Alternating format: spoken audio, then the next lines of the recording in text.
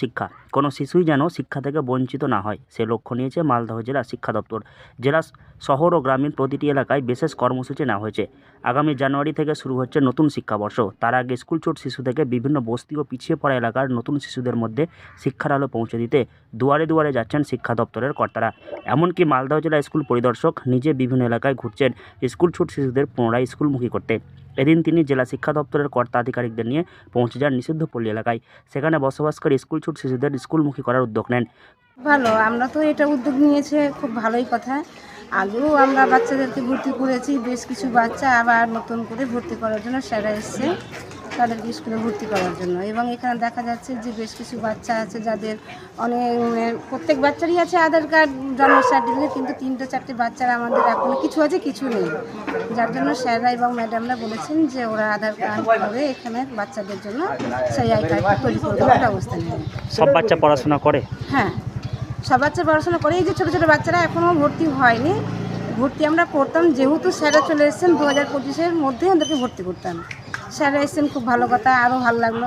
কথা বলেন স্থানীয়দের সঙ্গে। নিষিদ্ধ পল্লী ও তার আশেপাশে যে সমস্ত শিশু ও স্কুলছুট বাচ্চারা রয়েছে তাদের যেন পুনরায় স্কুলে পাঠানোর ব্যবস্থা করা হয় সে নিয়ে আলোচনা করেন। এমনকি জেলা শিক্ষা দপ্তরের পক্ষ থেকে আগামী 5 জানুয়ারি নিষিদ্ধ পল্লীতে বিশেষ ভর্তি কর্মসূচি করতে চলেছে জেলা শিক্ষা দপ্তর। এতে করে সেখানকার বাচ্চারা কোথাও না গিয়ে শিবিরে স্কুলে ভর্তির সুযোগ পাবে। থেকে শুরু আমাদের আগামী 1 তারিখ থেকে শুরু হচ্ছে স্টুডেন্ট উইক।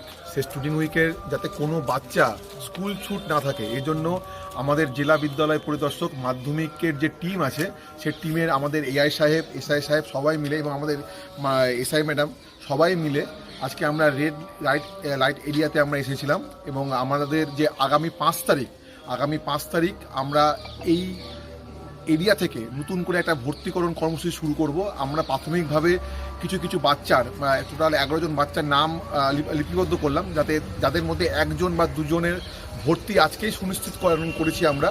এবং আগামী 5 তারিখ ওই 2টি বাচ্চাকে আমরা মডেল করে যাতে আরও বাচ্চা ভর্তি হয় এবং আরও বাচ্চা যাতে আমাদের বিদ্যালয়ের মুখী হয়ে থাকে এবং তারা যদি বঞ্চিত না হয় কোনো শিক্ষার অধিকার থেকে, সেই কাজে আমরা সচেষ্ট হয়ে এই প্রোগ্রামটা শুরু করলাম।